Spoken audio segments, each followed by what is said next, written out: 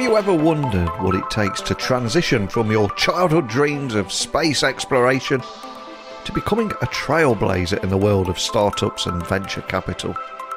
Well, in today's episode of Tech Talks Daily, we're going to embark on a interstellar journey with a very special guest. He's a partner at Rocketship.vc, and I want to learn more about how from his early days as a computer scientist at NASA to co-founding LocBox and a pivotal role at Walmart Labs, today's guest's career has been nothing short of a rocket ride for himself. But what does it take to navigate the complex universe of startups? And how does one use artificial intelligence to unearth hidden gems in the global startup ecosystem? But I don't want to reveal any details about today's guest, no spoilers. But we will find out about the key factors for startup success and the emerging trends that are shaping our future today. Now, before I invite today's guest on, I just got to give a quick shout out to the sponsors of Tech Talks Daily right now, and that is a company called Kiteworks. And I've partnered with them because legacy managed file transfer tools are dangerously looking dated and sometimes lack the security that today's remote workforce demands. So companies that continue relying on outdated technology, obviously they put their sensitive data at risk. So when we're discussing the landscape of secure MFT solutions, Kiteworks is one of those companies that stand out as a paragon of heightened security and compliance because the FedRAMP moderate authorization, which Kiteworks has held since 2017 through the Department of Defense, is not just a badge of honor. It's actually a testament to their unwavering commitment to robust security protocols. So Kiteworks is FedRAMP moderate authorized, which eases the pain to CMMC compliance, offering a significant advantage to customers in terms of time, effort and financial resources. So that is why I've partnered with them. So if you're interested in stepping to the future of secure managed file transfer with Kiteworks, visit kiteworks.com to get started. That's kiteworks.com to get started today. But now it's time to get today's guest on. So buckle up and hold on tight as I beam your ears all the way stateside, where today's guest is waiting to join me today. So a massive warm welcome to the show. Can you tell everyone listening a little about who you are and what you do? Thank you for this opportunity and the show. My name is Sailesh Ramakrishnan. I am one of the founding partners at a venture capital firm here in the San Francisco Bay Area. I am also a computer scientist, a multiple-time entrepreneur, and now an investor. I grew up in India. And went to the prestigious IIT Madras, came here to the US to further my education, and got opportunities to build on my education as well as work at interesting places like the NASA Ames Research Center and a couple of very interesting startups. I also co-founded a startup as well, and now I'm excited to be on the other side of the table. Wow, there is so much to unpack there. I'd love to learn more about your origin story and that journey that took you from working as a computer scientist at NASA to becoming CTO and co-founder at LocBox and now a key figure at Rocketship. So can you tell me a little bit more about that journey that you've been on and that origin story and the path that led you here? Absolutely. And it's been pretty interesting. I've been lucky enough to work on things that I'm passionate about. So ever since I was a little kid, I was passionate about things that go to space. And as you might imagine, little kids love to be astronauts, and I wanted to be one as well. But I'm not as tall, and I had to wear glasses when I was very young. And at that time, NASA astronauts required to have perfect vision. And in fact, I think they were required to be like fighter pilots or something. So anyways, I realized I wasn't going to be an astronaut anytime soon. When I came to the US, I had a wide variety of opportunities in education, but I kept my eyes on any opportunity to come work at NASA. And as a computer scientist, I had this opportunity to continue my research at a wide variety of places, including the University of Michigan. And while I was at the University of Michigan, one of my advisor was connected to some of the folks at NASA and found that there was this unique job opportunity at the NASA Ames Research Center, where I could both continue to work on my PhD as well as work at NASA on the next generation software for the Mars missions, the Mars Rovers. And so that's what brought me to NASA, and was a realization effectively of a childhood dream. And I was so excited, and I still am thinking of my days at NASA working on stuff that goes to outer space and other planets. So it was a phenomenal time. But what I realized also was that the Bay Area is an amazing place with a lot of opportunity. And one of the most exciting things outside the doors of NASA was the exciting and burgeoning startup scene, where people were, going out into their garages literally and creating companies that became world-changing ones. And so when I decided to leave NASA, I realized that I really wanted to go work in one of these startups. My fellow partners at Rocketship today were starting a company that at that time had ambitions to solve problems that Google was not solving very well, which was answering questions that people have rather than giving them 10 blue links to click through and find answers for themselves. So this seemed like a bold and ambitious mission, and it seemed exactly the kind of challenge that I wanted to take right after I left NASA. So I joined them at that startup, and that startup did tremendously innovative things. I was very excited to be part of that journey. And that startup was acquired by Walmart in 2011. So I got this next phase in my career of working at the world's largest retailer, and it's another unique and rewarding experience. So very exciting.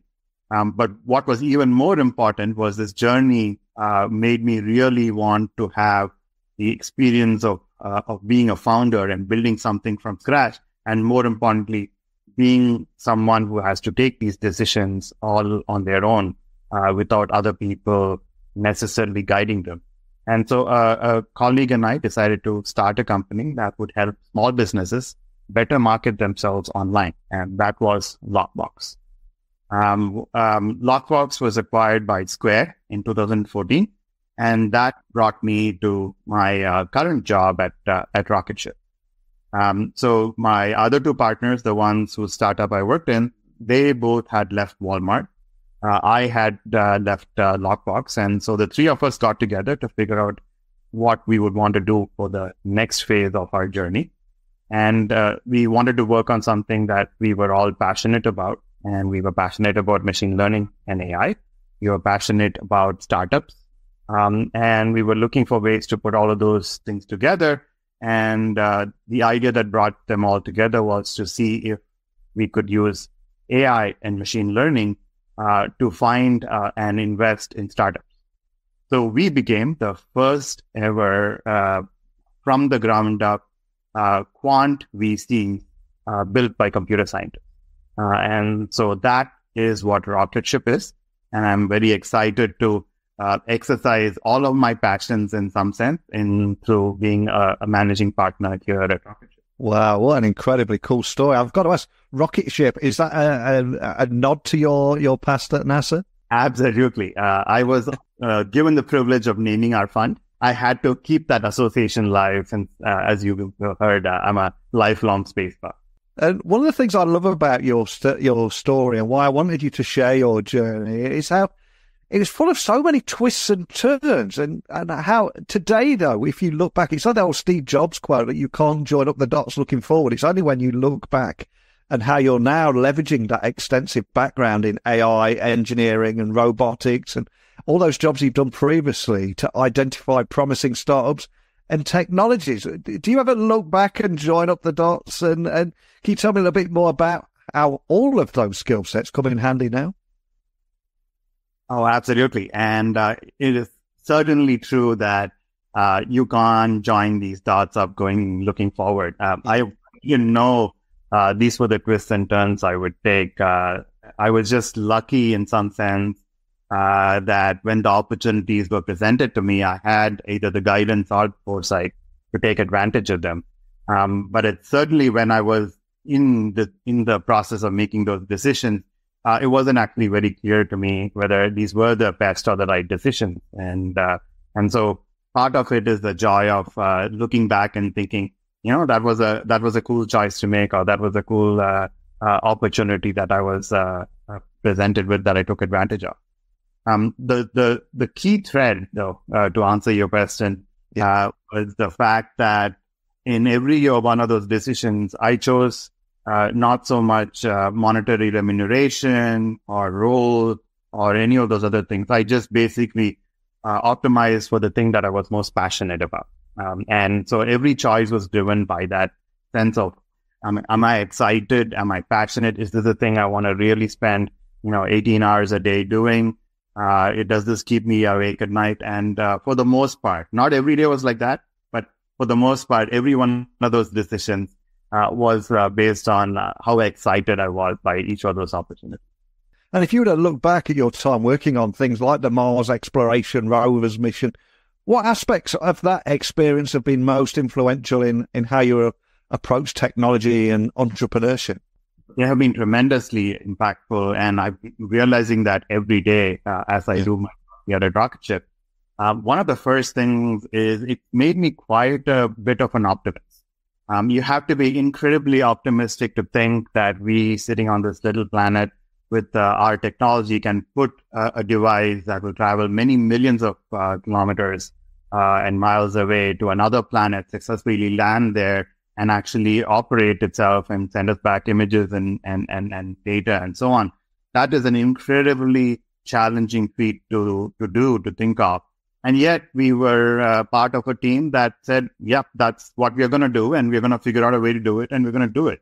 And that ability to be both optimistic and determined in the face of significantly large challenges is something that I have really come to appreciate. And I think the best place to have that experience, perhaps in the entire world, is a place like NASA. So that's been one of the most important things from my NASA experience. The second, and this follows closely, is an appreciation of the people who make these things happen. These are people that you don't hear about in the news. I mean, today we have a lot of celebrities in the world of space technology, from Elon Musk onwards down to Blue Origin and Jeff Bezos and so on. But those days, NASA folks were not really that well known beyond the astronaut.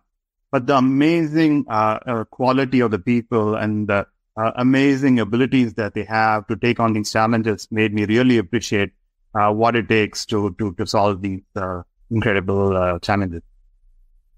And you've worked in both the realms of academic research and commercial tech startups. So I'm curious, how do those two worlds complement and maybe even differ from each other in terms of innovation and problem solving? Are there any crossovers, huge differences? What have you seen here?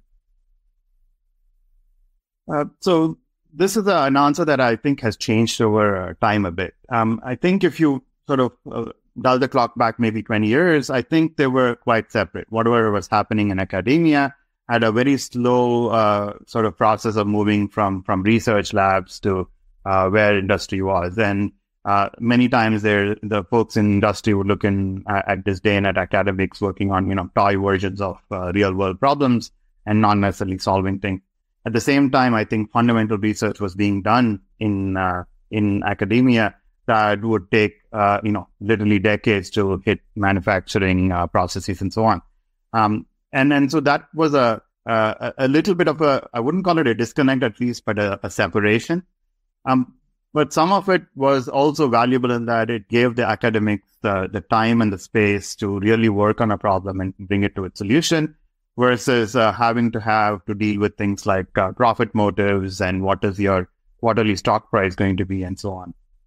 But that has changed in the last couple of decades or so. The industry and academia have come much closer together. In fact, there are many startups that are started right out of academia by professors and students. You already know several wonderful names, Google being one of them as well, that have launched from academia and literally changed the world.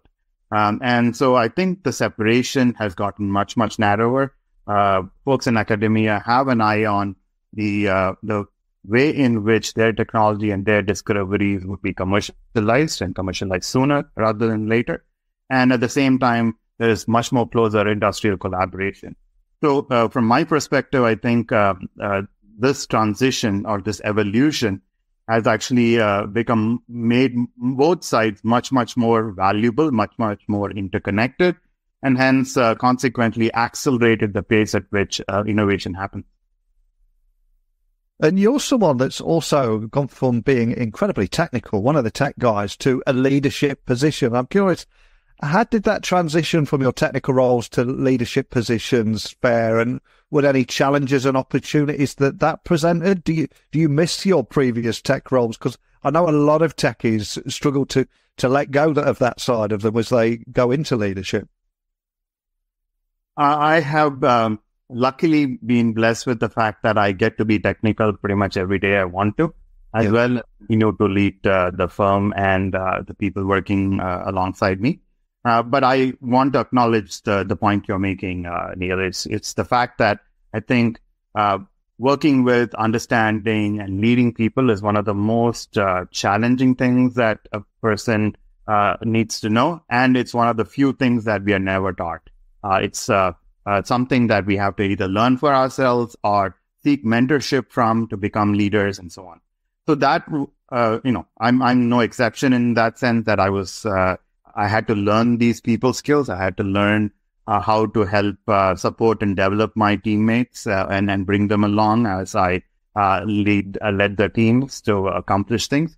And the fact that I'm a tech person effectively allowed me to sort of lead from the front, lead by example. And I also acknowledged to most of my fellow teammates that I'm not necessarily the best engineer. Some of them may be better than me, and hence that allowed them to sort of understand their own sense of value and self-worth and develop themselves as well. So it's taken a little bit of a growth, and I also looked up to other leaders who I felt challenged and motivated me for what they had to sort of offer in helping me become a better leader as well. So it's been a little bit of a complex journey, and I don't say I miss it because, like I said, even today I have both a tech role as well as a leadership and an investor role. But at the same time, I think there is an underappreciated joy in having and supporting and developing a team that accomplishes many more things than you could individually. Incredibly cool. And I'm curious because something else that when I look at your story, I see that you must have seen so many tech startup successes, so many failures, and witnessed so much and learned so much in your time. So what would you say are the key factors that determine whether a tech startup will succeed or fail? Because I suspect that you've seen it all. And on behalf of every startup founder listening to this conversation around the world, what have you learned here on what succeeds and what doesn't? That's a $1 million question. Yeah. And we try to handicap that on any given day. There are a few characteristics that I think are essential for the success of a startup. The first and foremost, initially at least, is the team. And most people recognize that intimately, in the sense that the startup is just an idea in people's heads or on paper. To convert those into a realized entity that can go solve a problem, build a product, create a business, is all within the hands and the ability of that initial team that comes together.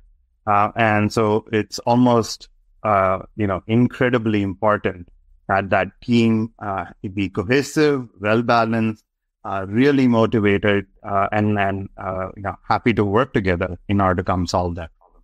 So that's the first and foremost in some sense, because this is the initial stage that the team work well together.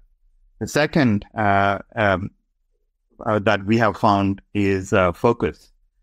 Startups are not, except for a very rare few, are not incredibly resource rich. Resources in terms of time or money or compute or even team members and so on. So startups are always very resource constrained. And so you don't have too much opportunity to waste some of these resources in exploring many different subpaths. So it's important to know what your business is going to be about or what your product is going to be about, and get a sense of focus. And that focus allows you to really leverage as much of your resources as possible and really sort of set yourself on a path to success. That's not to say that you can't do explorations and you can't sort of try and see if you need to pivot and so on. They're not necessarily in conflict with each other. What I mean by that is just be very deliberate in the choices that you're making. You cannot be wasteful. Cannot think that, there will be, future investors who will fund me, and so I can be a little bit more loose on my capital at this time. Those are usually not good assumptions to make. And so you rather want to be focused both in terms of the people and in terms of the problems you're solving for. And that allows you the best chances. And with Rocketship, how's your approach investing in startups? Can you expand on that? And ultimately, I suppose what I'm asking is what sets it apart from other venture capital firms? Because I think you're trying to approach things slightly different here, aren't you? Absolutely. As I said, we believe we are one of the first quant VCs that have, from the ground up, as computer scientists, built a platform that you uses AI and machine learning and like gobs and gobs of data in order to find very promising startups.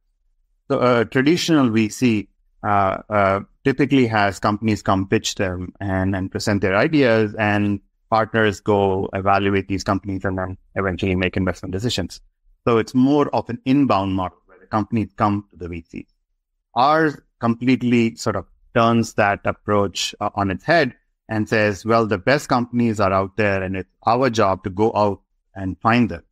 Now, this was not as big a problem maybe 20 years ago when all the hottest startups would either be started here in Silicon Valley or would come to Silicon Valley eventually. And so you could just be a VC here on Sandal Road and find these companies. But in the last 20 years, the world has changed significantly. Entrepreneurship has become significantly global.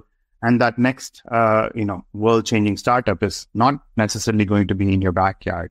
It could be in Slovenia or Australia or Africa. So how are you supposed to identify and evaluate those kinds of startups? It's a much, much harder problem than what it was 20 years ago. And the answer we came up with was, one of the things we know very well to do, and one of the things that is apparent in startups that are going to be successful, is that they generate a good amount of data that might be indicator of their quality of execution. And so we use machine learning algorithms on large amounts of data that startups today publish publicly and train these models to identify startups that have potential in them for success. We then, as human partners, reach out to these startups and say, hey, our algorithm found you. We would like to learn more about what your business is about and eventually find a way to invest in some of these companies. This has led us to creating a very different portfolio from traditional VCs. We are a global investor. We have investments in 15 different countries. And we're also in a wide array of sectors, from food delivery to logistics, to supply chain, to e-commerce, to fintech, to edutech, to hardware. You name it, we potentially have either looked at or made an investment in those sectors. Our most recent investments have been in sectors that are in a significant upswing, including space tech as well as cybersecurity and SaaS. So this approach fundamentally changes the way investors and startups relate to each other, where startups just go about doing the thing they know how to do best, which is be the best company they can be. And it's us as investors' job to go find them rather than vice versa.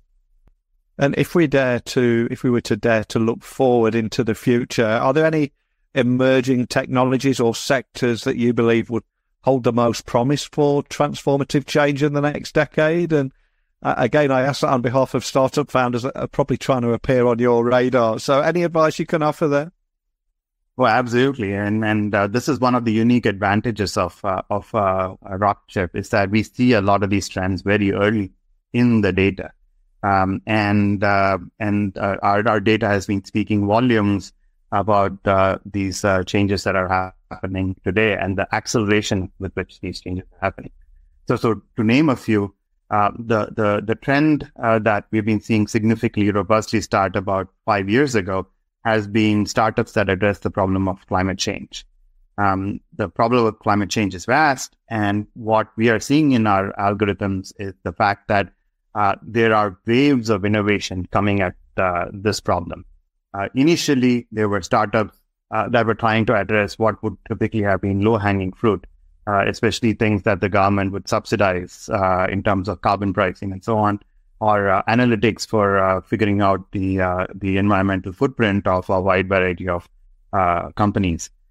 So there were many sort of first wave, if you will, of startups that address the problem of climate change. The second wave of startups that address climate change have to do with innovation in new kinds of materials, innovation in new kinds of devices that can replace or remove existing polluting devices, including things like diesel power generators and unsustainable food farming practices and so on.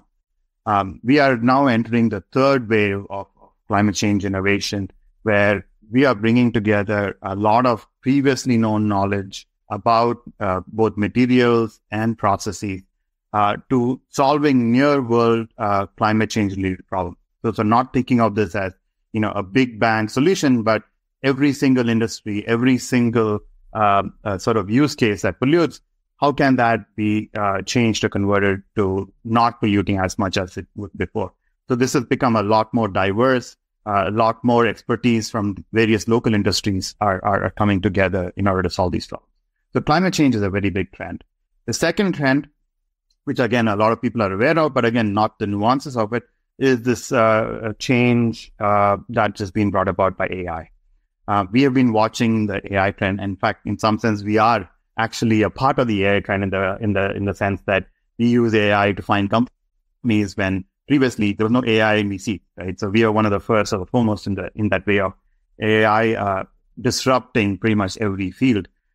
So that wave is continuing, and we are in a couple of different iterations of that wave. So the initial excitement and perhaps non-sustainable models of the earlier generative AI large language models are now being replaced by fully thought through a much more comprehensive AI solutions that are disrupting a wide variety of industries. And this is also actually creating a second sub-trend. And this is where I think your listeners might be very interested. It's creating a class of entrepreneurs before that didn't exist as much before. And we call these solopreneurs. Before you needed a team of people in order to launch a startup off the ground. With the assistance today of the wide variety of these technologies, a single person who has some deep expertise either in a field or has a very interesting idea for a problem's solution can put together the pieces with the assistance of AI and come up with a viable solution, get it into the market, actually get paid, all without a significant amount of support needed from a large team. And this is the ability that AI brings today. I mean, from writing marketing copy to writing code to creating applications, all of these are being done by AI systems. And so the concept of a solopreneur, a single person who can solve problems. And these may not be like necessarily world-changing problems, but these may be problems that are important in their sub-industry that potentially could become a business and revenue stream. So my 2 cents advice to your listeners would be: don't think of yourself as not potentially being a founder or an entrepreneur because you don't have all the skill sets that are needed today. Most likely, many of those skill sets can come from AI solutions, and you just need to be the glue or the domain expert who brings all of those pieces together to solve for these companies. So get out there and start building is what I would ask your listeners to do. Well, wow, what an incredible advice. I'd love chatting with you today. So much gold in your conversation today. And before I let you go, though, there's little thank you for spending a little time with me and having this podcast conversation. Let's see if there's something we can do for you, because some of the biggest names in business, VC funding and tech have either been guests or sometimes listen to this podcast. So is there a person that you'd love to have a private breakfast or lunch with out there? Who would it be and why? Because he or she might just be listening. Let's throw something into the universe, see what we can manifest together. But who would it be for you? I hope your listeners do include this person. I've been a big fan of Mark Andreessen. He's been one of the people I've read a lot of, spoken with a little bit, and look up to quite a bit. And one of the reasons I look up to him more recently, or my appreciation of him has gone up more recently, has been the fact that he's one of the few leaders I see acknowledge when they don't understand something or they don't know something. They say they don't. And he, in fact, when he went through the last financial crisis, realized he didn't understand how these markets work and decided to spend a year or more learning about what's going on and how to understand it, and then come back out with answers. And so that kind of thoughtful way of understanding the world resonates a whole lot with me, and I would really love to learn not just what he thinks and believes, but also how I can emulate some of those features. What a great choice. There's a whole conversation to be had about the Techno-Optimist Manifesto, isn't there? There's a whole conversation there on its own. Absolutely. And perhaps this has been apparent in our conversation today, but I'm a huge optimist. And as I said, NASA has made me one of those optimists as well. So would really love to have that conversation. Well, I think that is a beautiful moment to end the podcast on today. If he is listening, I implore him to reach out to you. Let's make something happen, but let me know if it does. And for everyone listening, anyone that just wants to find out more information about Rocketship, maybe want to contact you or your team, or maybe even get on your radar if they've got a startup, what's the best starting point for everything? Oh, we are easily findable all over the internet. So you can reach us at Rocketship.vc, our website. You can hit us up on any one of the social media handles, including LinkedIn, or you can email me or any one of my fellow partners directly. We are all first name at Rocketship.vc. So my email is Sailesh@Rocketship.vc. Well, I love so much about what you're doing, what you're working on, the difference you're making. But I think what brought it all to life is your origin story, the journey that you've been on. And when you look back and join up the dots and how all of these things converge and help you be successful now and help others be successful now is incredibly cool. So I wish you the best of luck on your very own rocket ship. I'd love to stay in touch with you and hopefully get you back on later in the year or next year, see how things are evolving for you. But just thank you for joining me today. Thank you so much for your kind words as well. I very much enjoyed this conversation.